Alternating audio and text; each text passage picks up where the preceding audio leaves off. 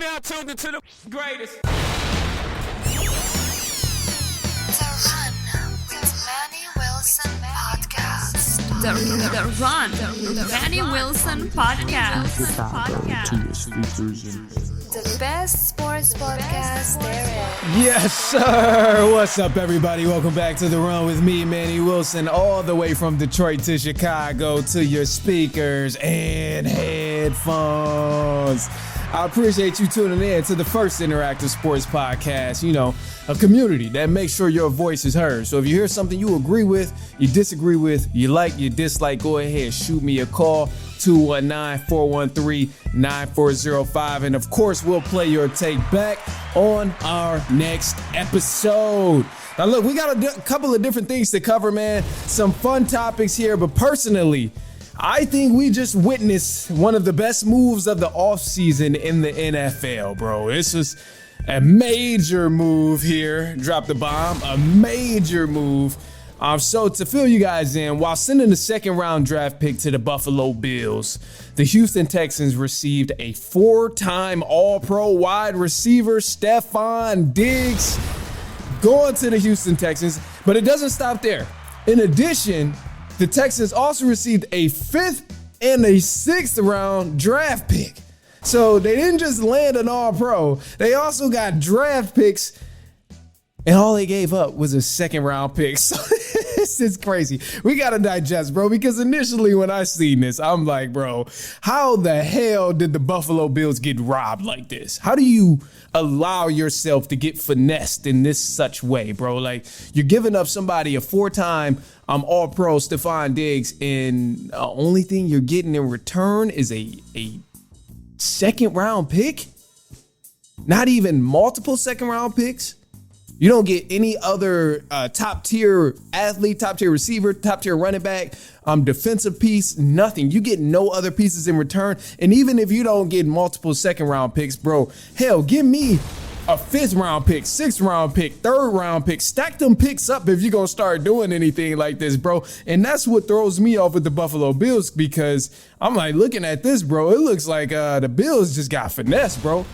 To me, when I seen this trade went down and I got the notification, I'm like, it was equivalent to waking up and seeing $500 missing from your account because you done got swiped. Like, it was insane. Like, I mean, hey, Texans done caught the Bills walking by themselves in the midnight through an alley, ran up on them, slapped them in the head with a brick, and took all their money out the wallet. The way I see this trade went down, bro, this was crazy. I mean, it's no way I'm trading someone of the caliber of Stefon Diggs for only a 2nd round pick in return. This guy has way too much value in the NFL, and he can impact a team so much more than a 2nd round pick in the NFL. So I need at least multiple picks, if anything. That's the first and foremost. I mean, the second thing here, when I'm looking at this trade and I think about what the Houston Texans have done, making this move, I think they've become an ideal picture of what you want to do when you're putting together an elite team around your quarterback. They've been moving with purpose this entire offseason. They've been getting it done. They've been making impactful moves and very urgent, honestly. Like, they haven't been playing much games in terms of bringing these pieces there on the offensive and defensive end. And I love what's going on here because you're surrounding CJ Stroud with a lot of different weapons on the offensive end. You're giving him some help for your defense to hold a lead, to protect the lead, to keep them in the game if needed. And that stuff is amazing because you already got Mixon from the offseason, Stefon Diggs, and you keep your guy Tank Dell and Nico Collins. Like, your receiving core is impeccable right now.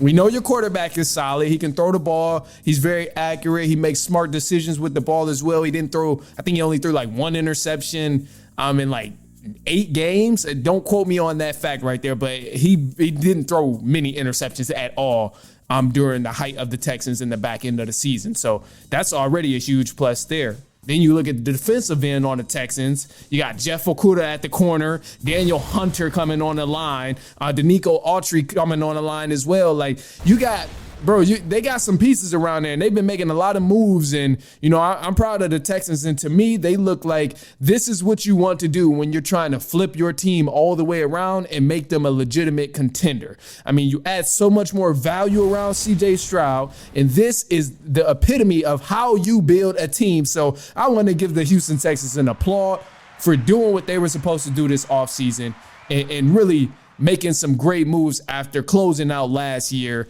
in a fashionable way. They kind of set a tone of what to expect for them, gave their team an identity, gave the fans a lot of hope. And that's amazing. So, after these moves, you can only help but to think if they'll win their division. The AFC North or AFC South, AFC South, it's going to be close, but if everything goes the way you expect it to go with the Houston Texans being healthy, with them playing just as well as they did, with the high morale and confidence that they played with at the end of last season, it's not even in negotiation if the Houston Texans will win this division. If they're healthy and they're still playing even half of what they were doing last season, they'll for sure win their division because, only thing stopping them right now from winning this division is the injuries. And that's always a key component. But with the Titans, I'm asleep on the Titans. I'm snoring right now. I'm not worried about the Titans at all. I know they made some moves in the offseason that was, minor, but I don't have confidence in the Titans at all. The Colts, there's something to worry about. Sometimes the Texans, they fall short to the Colts even when they're supposed to win. And we know the Colts have some great players. But, ultimately, I think those guys, Richardson and Pittman Jr., those two guys are going to make incredible plays throughout the season, but ultimately the Colts don't have enough to actually close out games that's going to be meaningful game after game and week after week in the NFL season. I have to see it in order to believe it, to really stand behind the Colts and think they can make something happen by winning this division. And outside of the Colts, the other serious threat is the Jaguars. Trevor Lawrence, he's known for making some stuff shake, but also the guy's been up and down with injuries. And with the Jaguars, they gotta really show me something too, because they've been fairly inconsistent over these past few years as well. So I think overall, when I'm looking at the Houston Texans, very good shape right now. Very, very, very great space to be in with the Houston Texans. And, ultimately, I'll put it this way. The Houston Texans are doing what people thought the Dallas Cowboys were going to do this offseason. You can count on one hand how many moves the Dallas Cowboys have made this entire offseason. I'm pretty sure it's been less than 5 moves they've made this entire offseason. Meanwhile, a team who's a smaller market than the Dallas Cowboys and still in Texas have been killing it, man. I think they spent the most money during free agency, then landed all these big names, multiple big names, as a matter of fact. So, man, got to give kudos and give credit where it's due with the Houston Texans. It'll be a very, very interesting season come August and, further on in the year. So, but look, we got some side notes here. So the 76ers, they finally got their centerpiece back. Not just the center position, but they get their key guy back, Joel Embiid. He's coming back from injury, and I'm excited that the 76ers finally get this dude back because it just makes for great basketball when you see the 76ers match up against Denver Nuggets or something, and the Sixers have Joel Embiid. You see a great matchup from the bigs, but above all of that stuff in terms of personnel, what I'm super excited to see here is the 76ers get back to being one of the best teams in the Eastern Conference. I know they're sitting 8th seed right now, but I'm predicting them to go on a 5-game winning streak and clinch this 6th seed to wrap up before the playoffs. I know it's going to happen here, and I'll explain that shortly, but you got to keep in mind, too, before Joel Embiid got hurt, the 76ers was a 3rd seed. They were winning game after game. Embiid was playing at an MVP level. Maxey was balling out, doing his thing. Everybody was clicking very, very well together on the 76ers prior to Joel Embiid getting hurt. But once he went down, that's when you seen him start to fall smaller and smaller and get back in the standings. You seen the 76ers kind of decrease, and they didn't have as much hype. People weren't excited to watch a 76ers versus Miami Heat game like they're going to be excited tonight. And Joel Embiid coming back, not only am I saying, okay, he's going to play at an MVP level, but one of the reasons why I say it's going to help the 76ers, regardless of if he plays at an MVP level or not, I'm returning from injury, even in the playoffs, is because when Embiid is in the game, it helps this offense so much, and it helps them on the defensive end so much in a huge way. It makes this team so much better defensively because not only do you have a presence in the paint, but you have a guy who can hold his own on the island, and he's going to protect the paint if he does nothing else on that defensive end. Going to grab hella rebounds, and then don't forget, this guy can go coast to coast if he really, really needs to. Not that he will, but if he has to, he can. He's going to run a transition, get you easy buckets on the other end. But outside of fast break play, even if you're in a set offense, which is probably going to run through Joel Embiid, this guy having Maxey, Kelly Oubre, Tobias Harris, all of these guys who are great players, they will have less time or they'll have less emphasis on scoring rather than trying to get a bucket each time, because you'll have Joel Embiid on the floor this time. So adding Embiid, it's going to help take the pressure off of these other guys to score the ball. These pure buckets who can score the ball like Maxey, Kelly Oubre, Tobias Harris, those guys won't have to worry about scoring as much. They can focus on something else in impacting the game in a positive way, because you'll have Embiid who's going to hold the scoring total. You'll have Embiid to get other people open and make these open shots and make these easy shots and these easy layups and just the easy buckets on the offensive end. So, adding Joel Embiid is going to be huge for the 76ers team, and I'm loving it, man. I'm super excited that we get to watch this, and I doubt they end up falling to the play-in game, but since they're sitting at number 8 right now, if they were to play anybody in the play-in game in the Eastern Conference, I'm 1,000% positive they would end up winning. But I doubt that's even the case. They're going to get that 6th seed. And the main reason I say they get this 6th seed is because they play the Miami Heat tonight. And win or lose, it doesn't matter. But the next 5 games after the Miami Heat is really just a cakewalk, bro.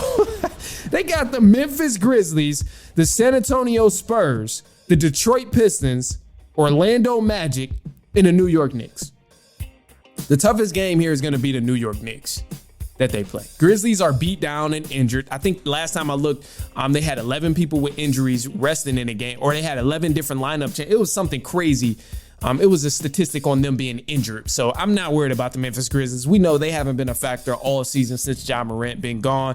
The Spurs, obviously, Wemby is there, but, nothing too big, nothing too much to worry about. I'll say that. Pistons is an easy win, unfortunately. Magic is an easy win, unfortunately. And then the New York Knicks is going to be a tough battle, but I think when push comes to shove, that Philadelphia 76ers team are going to show why they were the 3rd seed at one point. So I'm excited for it, but it sounds like a 6-game winning streak to me, including Miami Heat. Outside of that, we got some more stuff coming up in just a sec. LSU is in the news once again. Man, earlier in the episode, or earlier in the week, if you listen to, LSU was in the news. But this is a lot better. Some MLB stuff.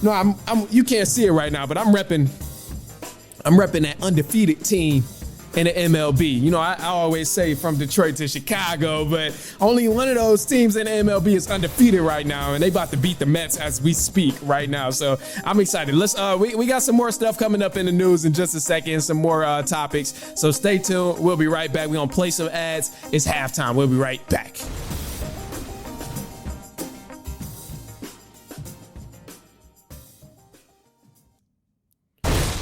All right, and news for the run. Let's get into it. LSU's Angel Reese has officially declared for the WNBA draft. The WNBA draft will take place on April 15th in Brooklyn, and you can bet Angel Reese will definitely be a top pick in this draft. So super excited for her entering the draft. And the cool thing about this is she did it through Vogue. Vogue was actually the source that quoted her and put out images saying she's going to declare for the draft, because she did an interview with Vogue and they also took pictures. So it was so cool. It was like one of the coolest things I've seen for somebody declaring for the NBA draft or WNBA draft. It was super cool. Now, point guard from LSU's women's basketball, Haley Van Lith, has entered the transfer portal for the 2nd time in 2 straight seasons.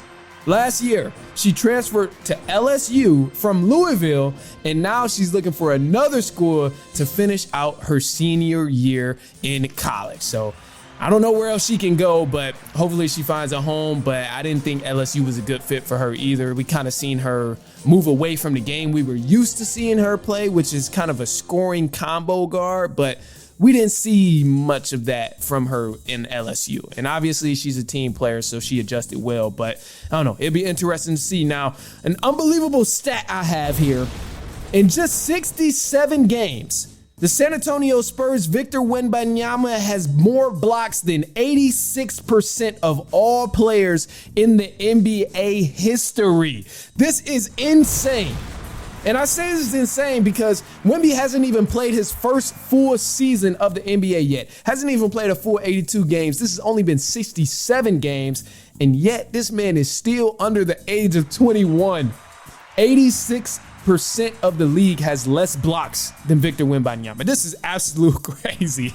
And this man he's on a trajectory of probably having the most blocks ever, because this is wild here. So some NBA legends, they're going to the Hall of Fame. Now, Vince Carter and Chauncey Billups, they've been elected into the Naismith Hall of Fame class of 2024. I'm loving this because these two guys were once my favorite as a child. Vince Carter was Mr. What was his nickname?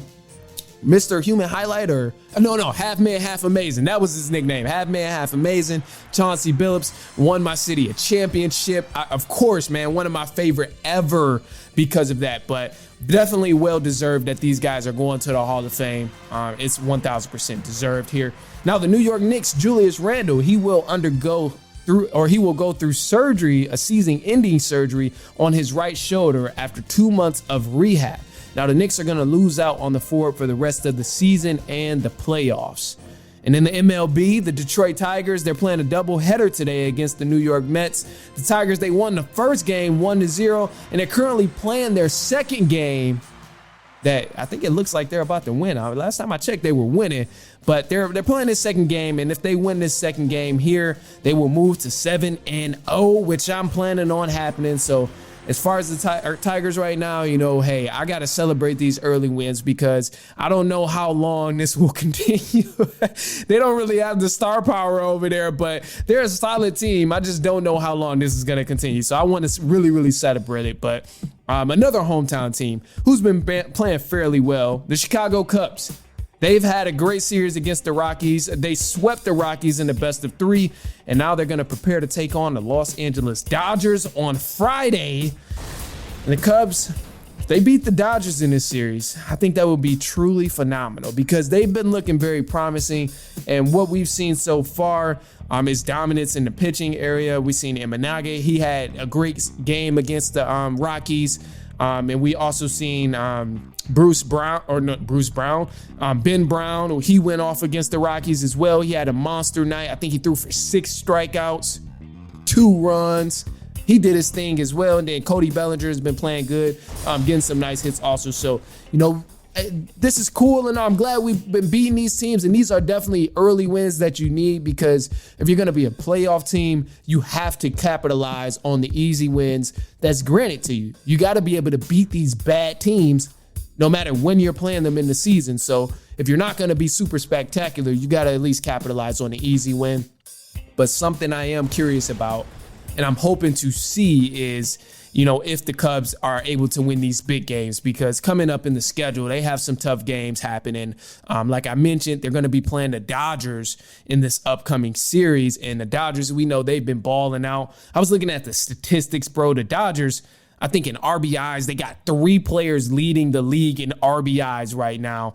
And I'm going to fact check that as well because I do want to make sure I get you the correct information. But the Dodgers, we know what kind of powerhouse they are right now. They got a lot of hype, with the pieces they have, the pitchers, the hitters, like the defense. We know what kind of game the Dodgers are going to bring when you play them. So if the Cubs can hold their own against the Dodgers and beat the Dodgers, that's going to be huge. That's going to be huge, and that's going to take them a far, far way in terms of team morale and probably even being better than what they could have thought they were going to be. So As far as that, they're leading the Dodgers. They're leading in hits. I'm fact checking that. They're leading in hits, not RBIs. But you got Mookie Betts, Will Smith, and then Freddie Freeman all leading the league in hits right now. So it'll be a tough series. But we also get to see Imanaga versus Yamamoto.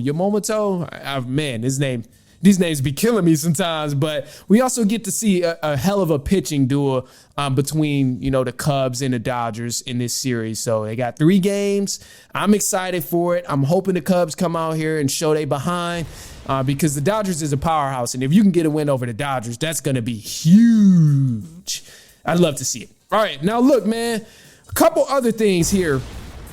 I want to slide over back to the Knicks, man, because the New York Knicks, obviously, this is tragic news for them, hearing about Julius Randle being out for the season. It's a huge hit on the Knicks. But, to me, when I seen this news, I'm like, oh, man, damn, Julius Randle, he's not going to be playing. But this wasn't a make or break type of thing for the New York Knicks. Julius Randle being out for the New York Knicks, going to get surgery, this was not a make or break type of deal for the New York Knicks to go on a playoffs run or to really go win a championship, because let's be honest with each other right here, bro. This is a safe space. I promise you don't have to worry about being judged. But I'm going to tell you right now, the New York Knicks, we're not going to the finals either way it goes.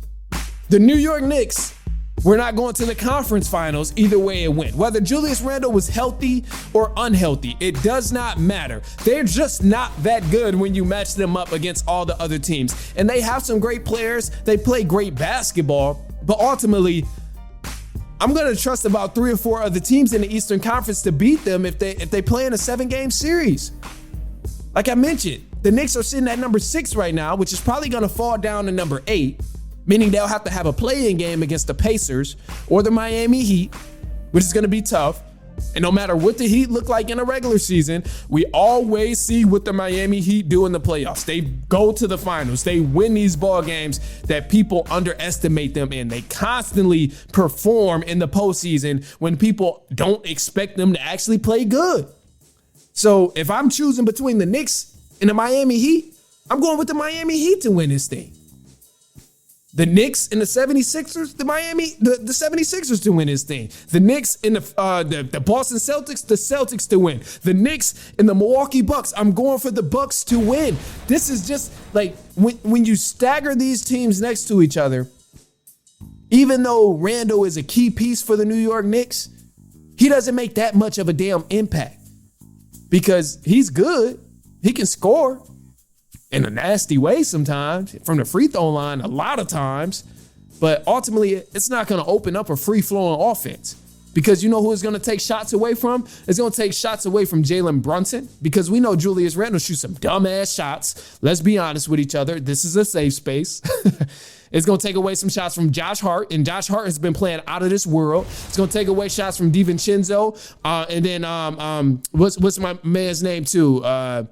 It's going to take shots away from OG as well, and Anunoby. He needs his shots, and he's been playing good as well. So the way the Knicks have been looking lately, I trust the Knicks like this to have a better run without Julius Randle than with Julius Randle, if it's up to me, because I don't know why Julius Randle has too much damn hype. He's probably the most overhyped superstar in the NBA right now. And I don't even know why I say superstar. He's not a damn superstar by definition or even by logic. This sounds crucial. And I'm not trying to cut up on the man. I hope he get his surgery. I hope it's successful. I hope it's a great surgery. But he's just an overhyped all-star, an overhyped star. And I think it's mainly because he plays for this big team and plays for a big market like the New York Knicks. He's not bad. He's not terrible. But he's also not hyped up to be one of the best forwards in the league like people make him seem like he is. And that's not the case at all. With or without Julius Randle, the Knicks were going to fall short. If you have Julius Randle, I don't think the New York Knicks fans would really, really like it. Because even if you remember early on in the season, they were talking about, oh, we need to trade Julius Randle. And I was a firm believer. I've been saying this since they got the man over there. After year 2, I've been saying they need to trade Julius Randle. So when I see Knicks fans who put this man on a pedestal saying, oh, we need to trade Julius Randle, something tells me that, oh, yeah, this guy definitely doesn't have that it factor that y'all thought he had. New York Knicks, either way it goes, your season is not going to end in a spectacular fashion. You're not putting up no banners at the end of the season. Unfortunately, that's the harsh truth. And I need to bring that segment back because clearly some of y'all need to hear this. This is the damn harsh truth about the New York Knicks and Julius Randle. Y'all best pieces right now are healthy. You play better without Julius Randle. You got everything you need in terms of personnel to go on a playoff run right now. And if you really want to get over that hump with the New York Knicks and if you're trying to get further and further in the playoffs, you know what you need to do? You need to trade Julius Randle, get him the hell out of New York, send his ass to Sacramento, send his ass to Charlotte, send his ass to wherever, to the G League, get some pieces and bring somebody who's going to truly be an asset to your team, because Julius Randle is not that guy at all. And that's the harsh truth. Even though that ain't the segment, that's the harsh truth. I need to bring that harsh truth back because I be disturbed sometimes, bro. And I try not to get too riled up on here, but I mean, hey, I can't help it. All right, look, man, that's all I got for y'all today. I appreciate you if you've been kicking it with me this whole time. Of course, man, shoot me a call, 219-413-9405. We'll play your take back on our next episode. And hey, man, also too, something new and interesting, what I'm probably going to end up doing, just so you guys know, especially, I think if you've been listening this long into the episode, you might be interested in this. What I'll probably end up doing is dropping another additional episode. I'm gonna try. Don't quote me on it, but I'm gonna try and drop an additional episode just of like updates throughout the week. Because sometimes, there's a lot of behind the scenes stuff goes on. And usually in the past, I've never really wanted to admit it. But, a lot of stuff happens on my own with this podcast. So when I say, hey, you gonna get this content and stuff, it ain't no, I'm about to send this to somebody. It's, I'm about to get in the lab. I was working all weekend to get this. So a lot of times, I don't want to make empty promises, but I'm going to try and get y'all another additional episode of just like some behind the scenes stuff of me preparing for the episode, preparing for some topics, trying to figure out what topic I'm going to do. And it might be a little lame, but hey, oh fucking well. Oh fucking well. That's another thing too, bro. I've been trying to clean up my language. I've been really trying to clean up my language, and you see how that's going. It's not going that good, but hey, if I'm not trying, I'm dying. So I'll keep it that way. But look, the last note I'm gonna leave y'all with, man, because I have been solid on this and very consistent in leaving y'all with a solid note. This quote I have here: "A calm sea ain't never made a skilled sailor, player. A calm sea has never made a skilled sailor. So take risks. Don't be afraid of what might happen. Don't be afraid of what that journey might look like, because you truthfully don't know until you start doing it. And then when you start doing it and you like, damn, it's getting a little foggy, it's getting a little tough, just remember, a calm sea ain't never made a skilled sailor. So you got to go through that storm, but it's going to make you better, bro, because you're going to be so skilled once you come out of that storm, bro. Once you come out of that crazy ass storm that's happening in the sea, and you've been whipping and driving, you've been turning the wheel, you've been flipping the wheel, and you've been riding the waves and getting it right, adjusting and twisting and turning and telling people to sit down, telling people to stand up, telling people to drop the anchor, all of these stuff. You've been conducting, doing everything on your own. Boy, you're going to be a skilled ass sailor. And they're going to be looking at you like, damn, hey, Captain, you've been doing your thing, player. All right, that's all I got, man. Hey, I appreciate you for hanging with me. Send this to a cousin, a brother, an aunt, an uncle, a niece, a nephew, a co-worker. I say goodbye to y'all about 15 times, and I'm starting to realize that that's my toxic trait. Follow me on Instagram at The Run Podcast. You can follow my personal as well at I am Manny Wilson. Until then, we will see y'all later on next week, and so on and so on and so on.